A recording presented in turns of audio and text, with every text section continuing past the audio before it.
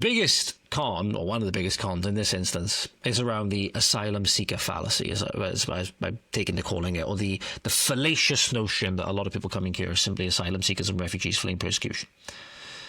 A lot of people, a lot of outlets have been reporting on at the moment that a lot of these quote-unquote asylum seekers and refugees have been going home to the places where they came from and holidaying there, like in Afghanistan and all of these other things, where our enemies are really laughing at us at this point. Our enemies are really laughing at us at this point, ladies and gentlemen. But you do also have then the ones that are here inside the hotels, not only posing a danger to the people inside the hotels, but also the people outside the hotels, but they're just being horrifically ungrateful. So DJE Media, in this instance, accosted somebody on the street who worked within these asylum hotels as well. And like the previous auditor, by the way, who we covered on the podcast before, who DJE Media also interviewed, who I believe was arrested and told he couldn't go into these asylum hotels anymore, by the way. It's now come out and said that these people are extremely disrespectful, violent. They're very wasteful, very ungrateful to the service that we provide them. They say this food is shit. They throw it at the staff. They throw all of these things, and the government is all about covering it up. So this is not from me.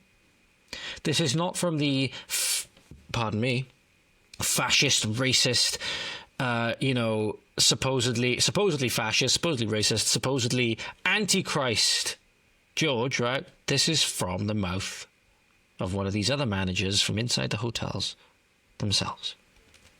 I was a chef. Oh, right. Nice. So we she was a chef, sorry. Some curry, I think it was, from scratch. And one of the lads came in and started throwing the rice at us, and the other girl that was working there, he was kicking over the cutlery pots, he was swearing. Just randomly? Yeah, just saying that this food is shit, I hate this food. I told security to get him out, and security, they did nothing. They were useless. They were just telling him get out and did nothing. So I had to turn around to the boss and said my safety's first. Like the woman that got stabbed. Dangerous place, yeah? There was a woman that had been stabbed. It was in the newspapers, but nobody heard about it until 3 months later. A while after. They cover it up, don't they? Yeah. And he kept it very vague, that he followed her. He followed her to a train station and stabbed her in the back of the neck with a screwdriver and near to the train station. Followed who, a girl? A girl. Yeah. Oh, because damn, man. She brushed his shoulder in the corridor. Fucking disgusting. Damn. Fucking disgusting, a lot of them. So, there, ladies and gentlemen, she was a chef. She wasn't a manager, she was a chef.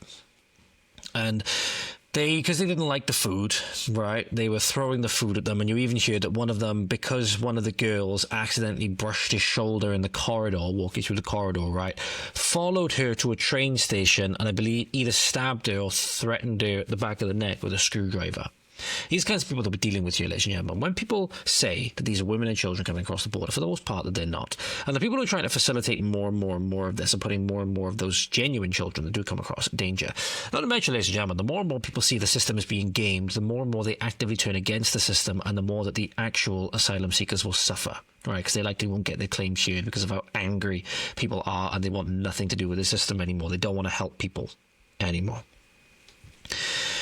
But tell me, ladies and gentlemen, a person that's being persecuted, a person that's suffering, a person that's coming here for refuge, would they be throwing the food at the chefs and saying, I don't want this food, it's fucking shit? You know, they'd be threatening people in this way. This is why, by the way, you should go and get the membership video. You should go and buy the video and listen to this, by the way, because Nadia had an extremely similar situation to this, where after she'd escaped from her second escape attempt from, I believe it was a third or fourth or possibly even more militant persecutor, right? One of her holders, one of her owners. Because they don't see people as people, right? When she was running through the streets of Mosul, after escaping, she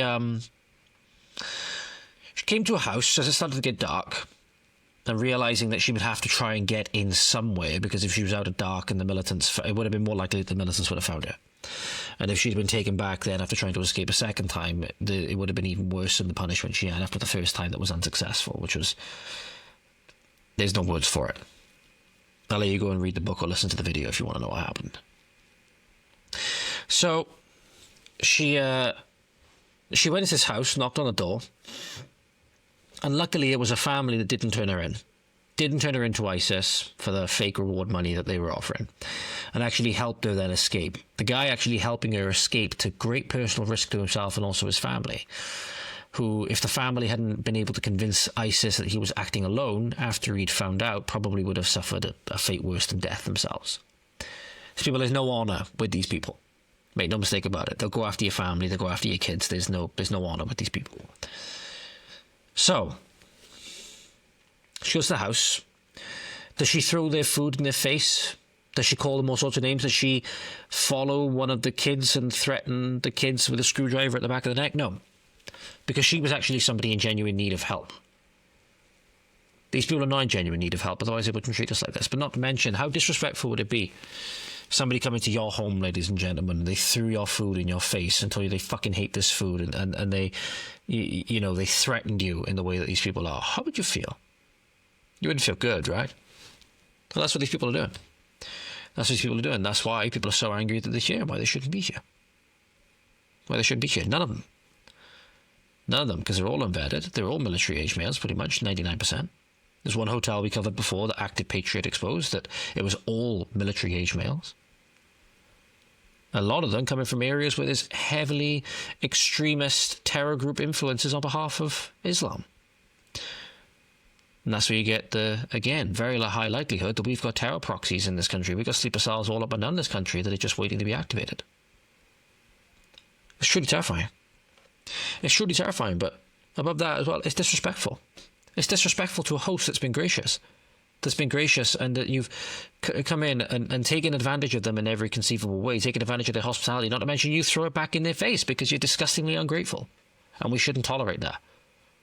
That should get a lot more people angry than what it actually does.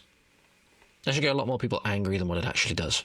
If you enjoyed that clip, then make sure to go on over to the Voice of the Valleys X page at VOT_Valleys on X. We're also on Instagram at Voice of the Valleys. Make sure to like, share, subscribe, comment, all of that good stuff.